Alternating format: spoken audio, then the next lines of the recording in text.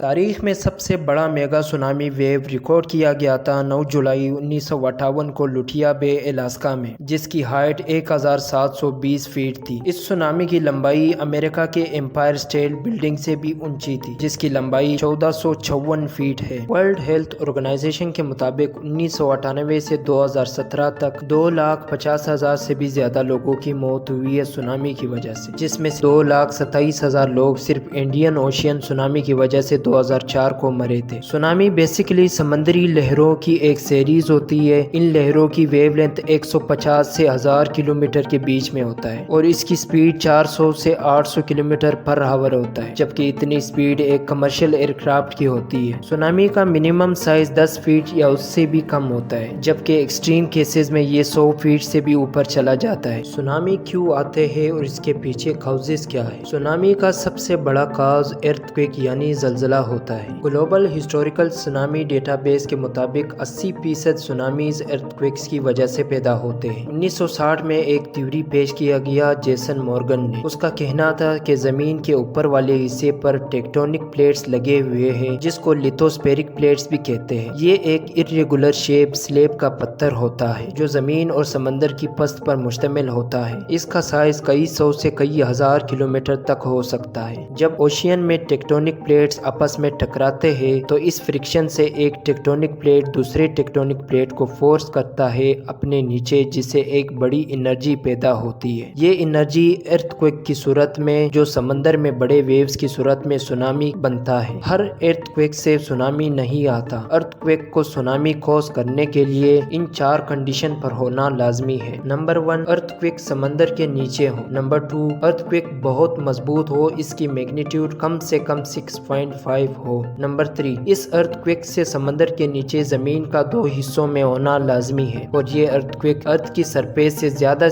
70 kilometre نیچے ہونا چاہیے۔ نمبر 4، اس ارتھ کویک سے سی فلور کا موومنٹ ورٹیکل ہونا چاہیے۔ سونامی کا دوسرا میجر کوز لینڈ سلائیڈز ہے۔ جب سی ماؤنٹینز یا گلیشیئر کے ٹکڑے سمندر میں گرتے ہیں تو وہ پانی کو بہت زور سے پش کرتے ہیں، جس کے ریزلٹ میں سونامی بنتا ہے۔ سونامی کا تیسرا کوز وولکینک ایرپشنز ہے۔ جب کوئی وولکینو اوشین کے نزدیک ہوتی ہے تو اس کی سلوپ چینج ہونے سے یا کبھی کبھار وائلنٹ ہونے سے اس کے جو ٹکڑے سمندر میں گرتے ہیں، اس سے سمندر کی ایک بڑے اماؤنٹ میں پانی ڈسپلیس ہوتا ہے، جو بعد میں ویوز کی شکل اختیار کرتی ہے۔ یہ ویوز ایک خوفناک سونامی میں بدل جاتے ہیں۔ اگست 26، 1883 میں انڈونیشیا کے شہر کرکتو میں وولکینک ایرپشن کی وجہ سے سونامی آیا تھا، جس کی ویوز 135 فیٹ کی تھی۔ اس سونامی سے بہت سارے ٹاؤنز، ولیجز تباہ ہوئے تھے۔ اس میں جاوا اور سماترا کے کئی آئی لینڈز تباہ ہوئے تھے اور اس میں 417 لوگوں کی موت ہوئی تھی۔ سونامی کا چوتھا اور آخری کوز ایکسٹرا ٹیریسٹریل کولیجن ہوتا ہے، جس کا مطلب آسمان سے جو بڑے پتھر ایسٹرائڈز یا میٹیورز جب گرتے ہیں سمندر میں تو اس سے سونامی بنتا ہے۔ یہ کولیجن بہت ریئر ہے۔ سائنٹسٹ کہتے ہیں کہ اگر ایک بڑا ایسٹرائڈ 5 سے 6 کلومیٹر ڈائمیٹر کا سمندر میں گرتا ہے اور اس کی ریزلٹ میں جو سونامی بنے گا وہ 5 سے 6 کنٹریز کو واش آؤٹ کر سکتا ہے۔ یہ تو تھے 4 میجر کوزز سونامی کے۔ اب بات کرتے ہیں اس کی سائنس کی۔ سونامی کی 5 میجر سائنس ہے، جس پہ پہلے نمبر پر واٹر ریسیڈنگ ہے۔ سونامی کے پہنچنے سے 5 سے 10 منٹ پہلے پانی ساحل سے پیچھے کی طرف ہٹتی ہے، جسے واٹر ریسیڈنگ کہتے ہیں۔ یہ ایک بڑا سائن ہے سونامی کے آنے کی۔ نمبر 2 پر ہے increase in sea level. Sea level increase ہو جاتا ہے۔ سونامی کے آنے سے پہلے 40% کیسز میں سی لیول انکریز ہوتا ہے، جسے بہت سے لوگ نارمل سمجھ لیتے ہیں، لیکن اس کے ٹھیک 10 منٹ بعد سونامی کا ویو آتا ہے۔ Number 3، water flu.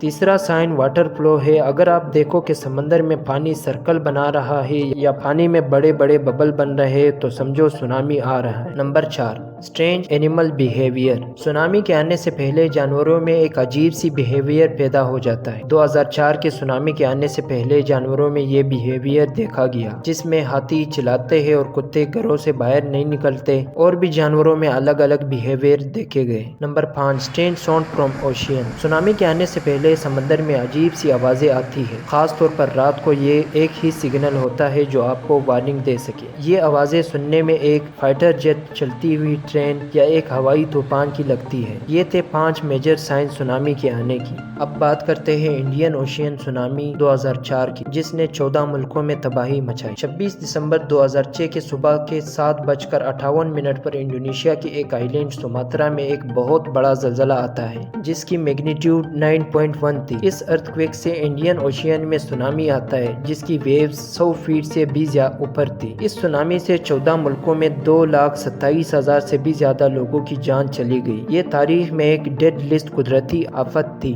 اس سونامی سے انفیکٹڈ کنٹریز میں انڈونیشیا، سری لنکا، انڈیا اور تھائی لینڈ بھی لسٹ میں تھے۔ اس سونامی کو ہسٹری میں سب سے بدترین سونامی مانا جاتا ہے۔ اس سونامی سے انڈونیشیا سب سے زیادہ افیکٹڈ ہوا تھا۔ 2,27,000 لوگوں میں سے 2,20,000 لوگ انڈونیشیا کے تھے جو جان سے چلے گئے تھے۔ اس سونامی سے مرنے والے لوگوں میں 75% عورتیں تھیں اور تقریباً 9,000 لوگ فورین ٹورسٹ تھے جس میں سے اکثر یورپ سے تھے۔ جانی نقصان کے علاوہ اس سونامی سے ایکو سسٹم کو بھی بہت نقصان پہنچا۔ اس سونامی سے جنگلات، ساحلی زمین، پودے اور گراؤنڈ واٹر جو پینے کا پانی ہوتا ہے اس کو بھی شدید نقصان پہنچا، جس سے بہت ٹائم اور ریسورسز لگے نارمل کرنے میں۔ اس سونامی سے میجورٹی کنٹریز پر اکنامک امپیکٹ اتنا نہیں ہوا تھا، لیکن اس سے فشنگ اور ٹورزم پر ایک بڑا امپیکٹ پڑا تھا جو کنٹریز کی GDP میں ایک سمال پرسنٹیج ہوتا ہے۔ یہ تھی چھوٹی سی سمری سونامی 2004 کی۔ اب سوال یہ ہے کہ اگر آپ پر بھی ایسی سچویشن آ جاتی ہے جہاں پر آپ ہو، وہاں پر سونامی آ رہی ہو یا آلریڈی آ چکی ہو، تو آپ کو کیا کرنا چاہیے؟ اس کا جواب ہے کہ آپ بالکل کام اور ریلیکس رہیے۔ اگر آپ گھر میں ہو تو گھر سے باہر نہ نکلو، اور اگر آپ گھر کے باہر ہو تو گھر جانے کی کوشش نہ کریں۔ اگر آپ کھلے زمین اوپن میں کھڑے ہیں تو آپ بجلی کے ٹاورز اور پرانے عمارتوں سے دور رہیے، وہ کبھی بھی گر سکتے ہیں۔ لائٹر، ماچس کو بالکل یوز نہ کریں، ہو سکتا ہے کوئی گیس لائن ٹوٹی ہوئی ہو جس سے آگ لگ سکتی ہے۔ اگر آپ گھر میں ہو تو کھڑکیوں اور دروازوں سے دور رہو، ہو سکتا ہے تو فرنیچر یا ٹیبل کے ساتھ بیٹھو۔ ہمیشہ ذہن میں رکھو کہ ایک ویو کے بعد دوسرا ویو بھی آ سکتا ہے، اور وہ جگہ جہاں پر زیادہ امپیکٹ ہوا ہے وہ 24 گھنٹے یا اس سے بھی زیادہ وقت کے لیے سیف نہیں ہوتا۔ یہ تھی آج کی ویڈیو، اچھی لگی ہو تو لائک کرنا۔ ملتے ہیں اگلی ویڈیو۔